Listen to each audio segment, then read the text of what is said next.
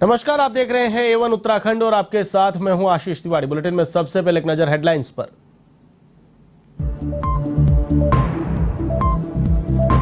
द्रौपदी मुर्मू बनी देश की 15वीं राष्ट्रपति। सीजीआई एनवी रमना ने दिलाई राष्ट्रपति पद की शपथ। कहा, लोकतंत्र की ये शक्ति है कि मुझे यहां तक पहुंचाया। प्रधानमंत्री नरेंद्र मोदी समेत तमाम नेता रहे मौजूद।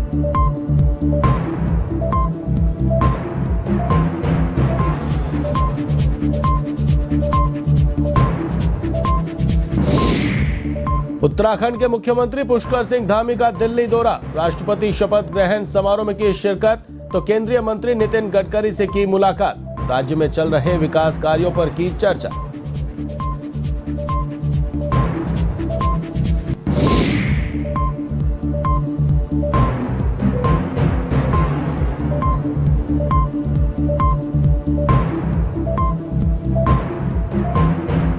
कांग्रेस प्रदेशाध्यक्ष करण माहारा जाएंगे दिल्ली।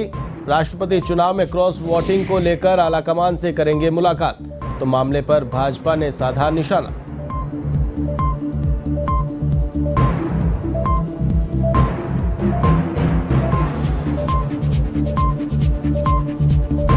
हरिद्वार में कांवड़ियों की ट्रेन में बम की फर्जी सूचना से मचा हड़कंप। बम डिस्पोजल स्क्वाड ने खंगाली ट्रेन। जीआरपी ने आरोपी को किया गिरफ्तार। साथियों से झगड़े के बाद दी थी बम की सूचना।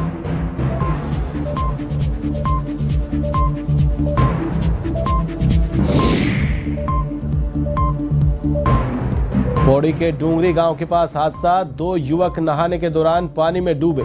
चिकित्सकों ने किया दोनों को मृत घोषित। परिवार में मचा कोहरा।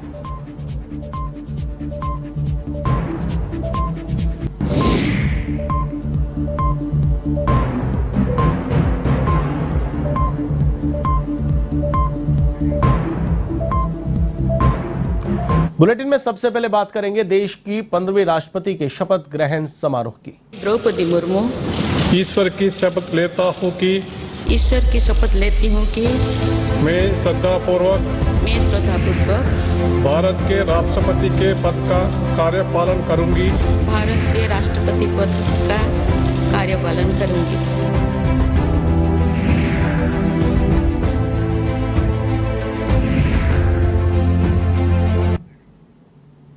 द्रौपदी मुर्मू को देश की 15वीं राष्ट्रपति के तौर पर चीफ जस्टिस एनवी रमना ने शपथ दिलाई।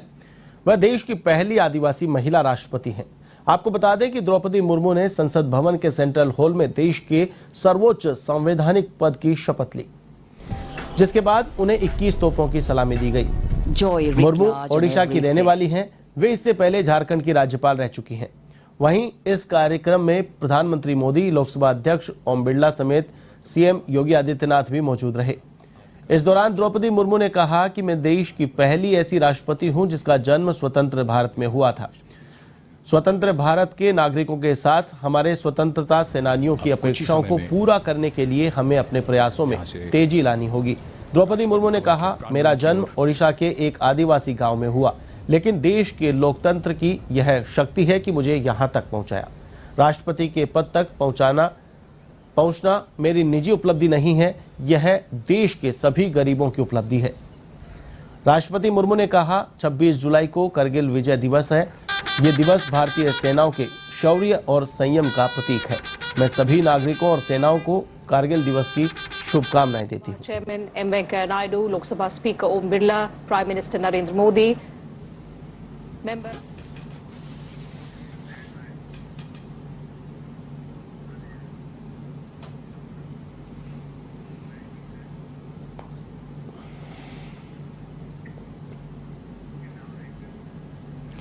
उत्तराखंड के मुख्यमंत्री पुष्कर सिंह धामी दिल्ली दौरे पर हैं, जहां उन्होंने द्रौपदी मुर्मू के राष्ट्रपति शपथ ग्रहण समारोह में शिरकत की। साथ ही उन्होंने केंद्रीय मंत्री नितिन गडकरी से संसद भवन कक्ष में भेंट की और राज्य में चल रहे विकास कार्यों को लेकर चर्चा की।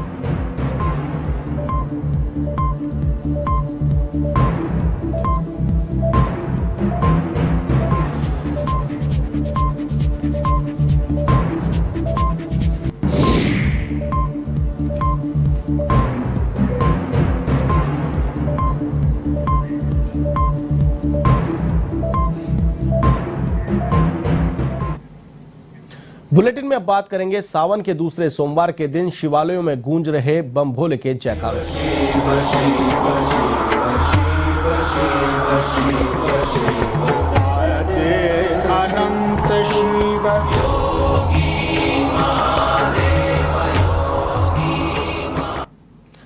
उत्तराखंड के कैबिनेट मंत्री प्रेमचंद अग्रवाल ने अतिथि देवो भव की तर्ज पर नीलकंठ महादेव का जलाभिषेक करने पहुंचे कांवड़ियों पर पुष्प वर्षा की। इस दौरान कांवड़ियों के साथ मिलकर कैबिनेट मंत्री ने बम बम भोले हर हर महादेव के जयकारे भी लगाए। इससे पहले कैबिनेट मंत्री ने नीलकंठ महादेव की कांवड़ यात्रा को सुरक्षित संपन्न करवाने के लिए वीरभद्र महादेव मंदिर में पूजा अर्चना करते हुए शिवलिंग पर जलाभिषेक किया।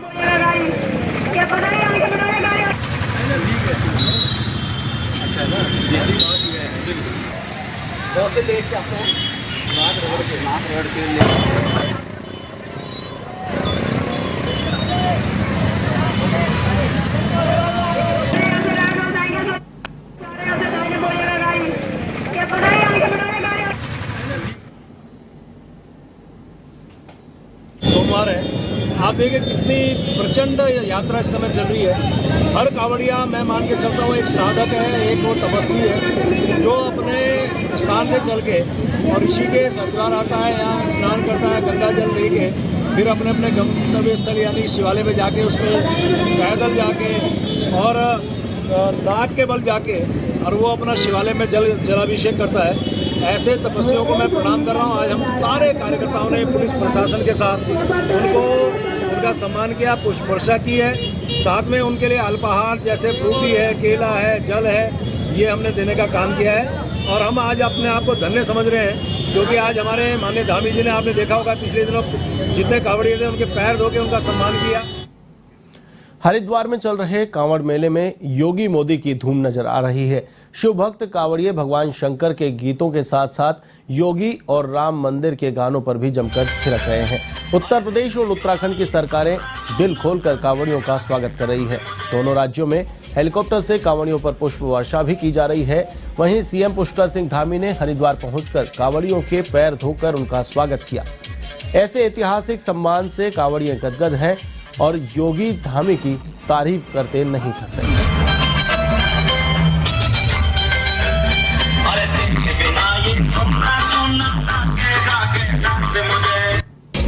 शुक्र है सब ठीक।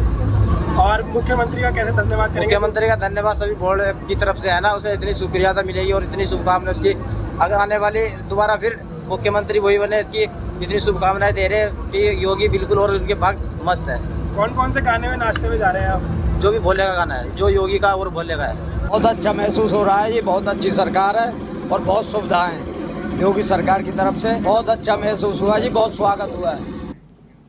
कांवड़ यात्रा के चलते कुमाऊं के प्रवेश द्वार जनपद उधम सिंह नगर में भोले के भक्त पहुंचने लगे हैं और जसपुर भोले के जयकारों से गूंज उठा है।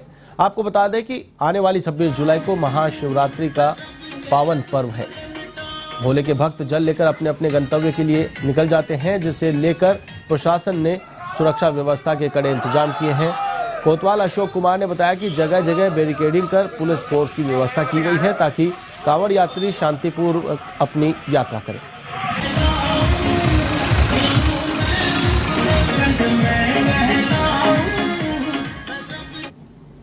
हो गया, महुआ डाबरा हो गया, आपका ठाकुरद्वारा चुंगी हो गई और गांधी चौक हो गया और हमारा सुभाष चौक हो गया। यहाँ पर हमारे द्वारा जो है फोर्स की लगातार व्यवस्था की गई है ताकि जो है कांवड़ मेला जो कांवड़िए हैं भोले हैं वो शांतिपूर्वक अपना यहाँ से विचरण कर सकें। सावन के दूसरे सोमवार पर शिवालयों में भक्तों की भीड़ उमड़ी। हरिद्वार के कनखल स्थित दक्षेश्वर महादेव मंदिर में भी सुबह से ही भक्तों का तांता लगा रहा।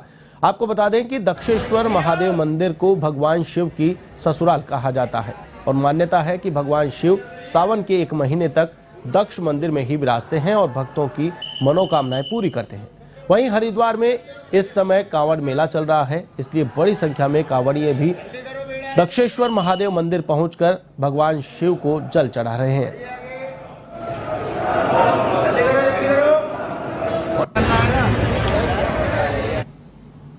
लोगों में श्रद्धा भाव है, यहाँ पे भीड़ हो रही है, लोग अपने मन में जो भी मन्नत होती है उसे लेकर आते हैं कि हाँ शायद वो पूरी हो, और होती है तभी लोग यहाँ पे आते हैं। क्या मान्यता है इस मंदिर के? सती जी का जन्म स्थान है, दक्षेश्वर महादेव जी का क्या बोलते हैं ससुराल है, तो लोगों की बहुत ही ज़्यादा यहाँ पे मान्यता है कि हाँ यहाँ पे आने से सब कुछ उनको मिलता है, तो इस वजह से यहाँ पे ज़्यादातर ही भीड़ रहती है। बहुत अच्छी पूजा अर्चना हो रही है यहाँ पे, श्रद्धालुओं की बहुत भीड़ है और कांवड़ियों की बहुत भीड़ है।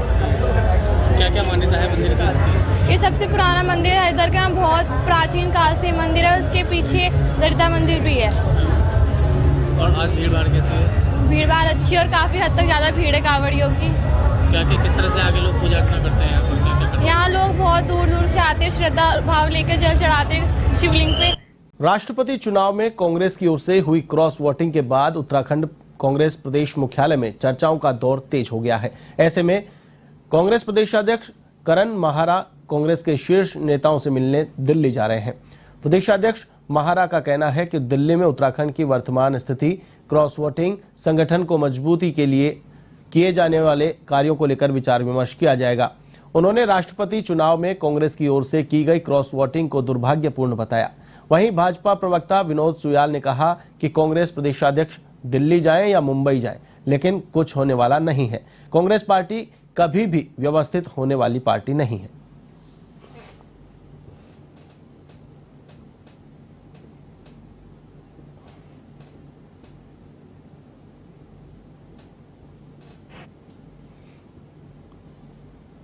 थोड़ा उसमें परिवर्तन हुआ है क्योंकि 26 तारीख को सोनिया जी को फिर से सम्मन किया है। 26 तारीख को हम यहाँ सत्याग्रह करने वाले हैं गांधी पार्क में, और उसके बाद ही फिर जो टाइम वहाँ आगे का प्रस्तावित होगा उसमें करेंगे। चर्चाएं यहाँ की स्थितियों को लेकर है, क्रॉस वोटिंग को लेकर है, जो आप कांग्रेस को हम कैसे स्ट्रेंथ दें, आगे को मजबूत बनाएं, उन सारी चीज़ों को लेकर वहाँ विचार विमर्श होना है। उसी के लिए मैं जाने वाला हूँ। वो दिल्ली जाएं, उससे आगे बम्बई जाएं, लेकिन जो कांग्रेस पार्टी का हाल है उसमें मुझे नहीं लगता कि किसी भी प्रकार से कांग्रेस कोई एक व्यवस्थित तरीके से चलने वाला राजनीतिक दल है। जो विधायकों ने वोट दिया है वो अंतरात्मा की आवाज़ पर वोट दिया है। देश के इतिहास में पहली बार हुआ है कि किसी आदिवासी और ऐसी जीवट महिला को जिसका कि एक संघर्षों का जिसका जीवन एक संघर्षों से भरा हुआ है, उसको देश के सर्वोच्च पद पर एनडीए ने अपना उम्मीदवार बनाया। उधम सिंह नगर के जिलाधिकारी जुगल किशोर पंत ने गुलरभोज जलाशय में जल क्रीड़ा प्रशिक्षण शिविर का निरीक्षण किया और कहा कि आने वाले अगस्त महीने में राष्ट्रीय लेवल की खेल प्रतियोगिता का आयोजन किया जाएगा। उसके प्रशिक्षण गुलरभोज में किए जा रहे हैं। इनमें से अच्छे से खिलाड़ी राष्ट्रीय लेवल में खेलेंगे।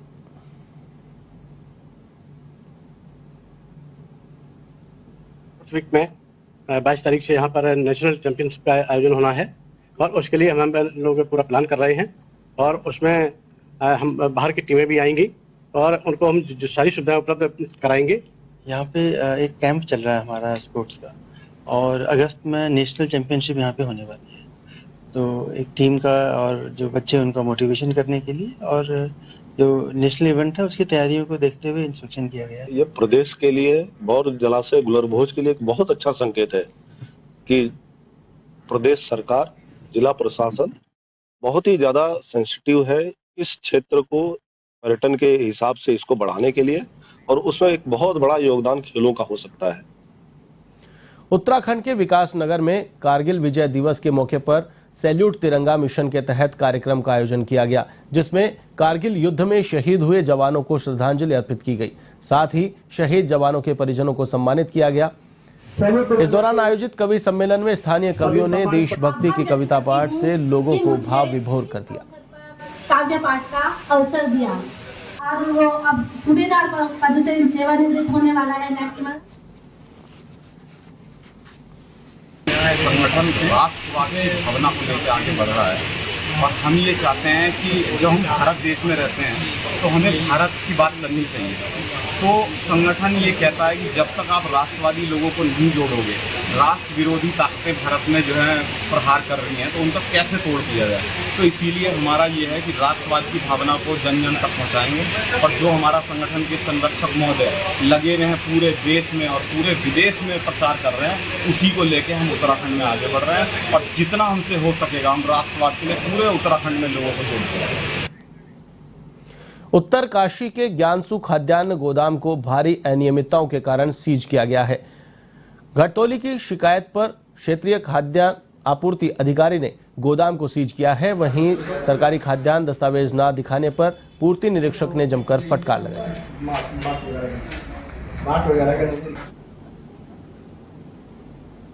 में भी दिक्कत आएगी, लेकिन बाकी स्टॉक उन्होंने मुझे दिखाया नहीं, जिससे मुझे कुछ समझ में नहीं आया कि अनियमितता एक्चुअली है क्या। लेकिन प्रथम दृष्टिया ये जरूर क्लियर है कि गोदाम में कितने कट्टे हैं, क्या है, कोई स्टॉक कार्ड हमारे अंदर गोदाम में नहीं लगा हुआ है, जबकि ये RFC सर के स्पष्ट निर्देश हैं कि गोदाम में ये लगा होगा स्टॉक कार्ड, ताकि कोई भी अधिकारी आता है तो उसको समझ में आ जाए कि इस गोदाम में कितने कट्टे हैं, कितने गेहूँ के हैं, कितने चावल के हैं, जबकि यहाँ पर ऐसा मुझे कुछ नहीं मिला है। जो कार्य दायित्व है वो उन्हें अलग अलग जगह पर, जहाँ पर भी जिला पूर्ति अधिकारी डेप्यूट करते हैं, उस जगह पे उन्हें अधिकार के साथ डेप्यूट किया जाता है। क्षेत्रीय खाद्य अधिकारी हमारे 44 वार्ड में भी तैनात हैं।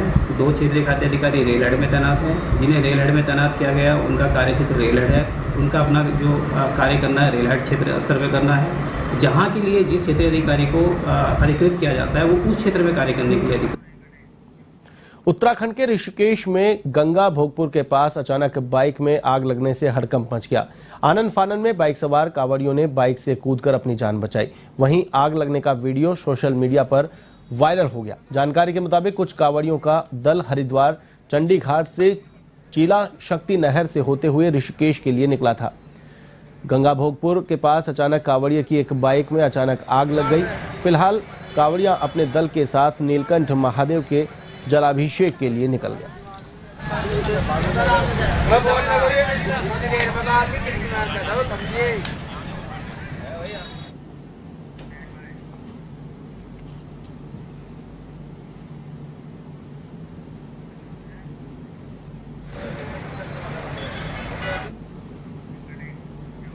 खबर हरिद्वार से है, जहां कांवड़ियों के लिए रवाना होने वाली ट्रेन में बम की फर्जी सूचना से हड़कंप मच गया। वहीं सूचना के बाद मौके पर पहुंची बम डिस्पोजल स्क्वाड ने ट्रेन खंगाली और फर्जी सूचना देने वाले कांवड़िया को GRP ने गिरफ्तार किया। आपको बता दें कि दिल्ली निवासी कांवड़िया रिंकू ने साथियों से झगड़े के बाद बम की सूचना दी थी।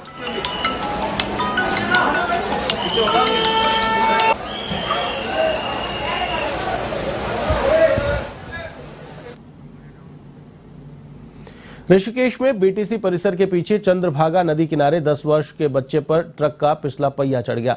घटना में बच्चे की मौके पर ही मौत हो गई। सूचना मिलते ही पुलिस मौके पर पहुंची और बच्चे के शव को कब्जे में लेकर पोस्टमार्टम के लिए भेजा। वहीं ड्राइवर को पुलिस ने हिरासत में ले लिया है और ट्रक को भी जब्त कर लिया गया है।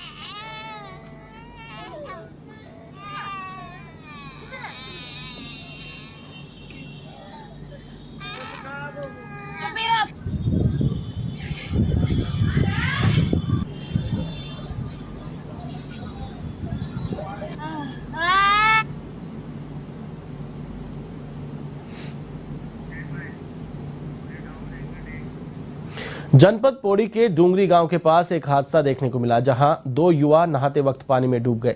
साथ ही युवाओं ने उन्हें बचाने का प्रयास किया, लेकिन वे भंवर में फंस गए। सूचना पर 108 मौके पर पहुंची और दोनों को 108 की मदद से जिला चिकित्सालय पहुंचाया गया, जहां चिकित्सकों द्वारा दोनों युवाओं को मृत घोषित कर दिया गया।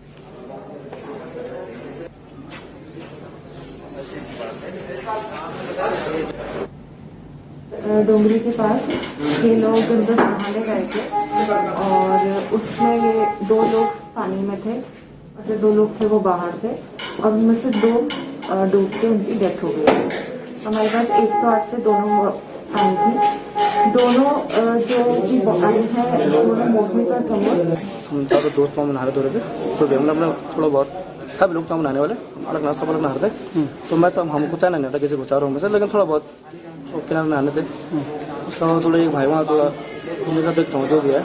अभी आजकल प्रशासनिक जो आप देख रहे हैं कि पौड़ी में कुछ दिन पहले भी हमने देखा था ऊपर की तहसील में तहसीलदार नहीं है, SDM नहीं है, और पटवारी जो लोग हैं इनके द्वारा भी जो आपका जो पुलिसिया कार्रवाई जितनी भी थी वो नहीं की जा रही है। अल्मोड़ा के पांडेखोला मोहल्ले में एक पैंथर का शावक मिलने से हड़कंप मच गया। लक्ष्मेश्वर वार्ड के सभासद अमित शाह ने शावक को नाली से निकालकर वन विभाग के क्षेत्राधिकारी को सूचना दी। वहीं सूचना पाकर वन विभाग की टीम तत्काल पांडेखोला पहुंची, जहां से शावक को रेस्क्यू सेंटर लाया गया। हल्के से मुंह खोलो, खुल जाता है आराम से। ये इसकी ना अरे भीग गया है पूरा वो बारिश में। अरे कहाँ ले आए भटजी? उत्तराखंड के 13 जिलों में बारिश आफत बनकर टूट रही है। आपको बता दें कि चंपावत, बागेश्वर और पिथौरागढ़ जैसे पहाड़ी जिलों में लगातार भूस्खलन होने और सड़कों पर मलबा आने से मार्ग अवरुद्ध हो रहे हैं। वहीं नैनीताल, लालकुआ, उधम सिंह नगर में नदी नाले उफान पर हैं। ऐसे में आपदा की चुनौती से निपटने के लिए कुमाऊं आयुक्त दीपक रावत नजर बनाए हुए हैं। दीपक रावत ने बताया कि समय रहते मार्गों को खोलने का काम किया जा रहा है और जिलाधिकारियों को निर्देशित भी किया गया है।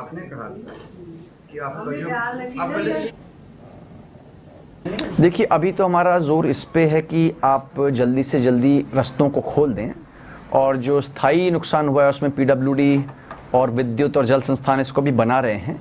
एक मुश्त वो फिगर मेरे पास अभी नहीं है, लेकिन अभी व्यवस्थाएं ठीक से चलें इस पे जोर है। इसमें विशेषकर बागेश्वर और पिथौरागढ़ थोड़ा ज़्यादा सेंसिटिव है और यहाँ पे मैं देख रहा हूँ कि सड़कें भी ज़्यादा अवरोध इसमें हो रहे हैं, डेली बेसिस पे हो रहे हैं, यद्यपि वो खुल जाते हैं।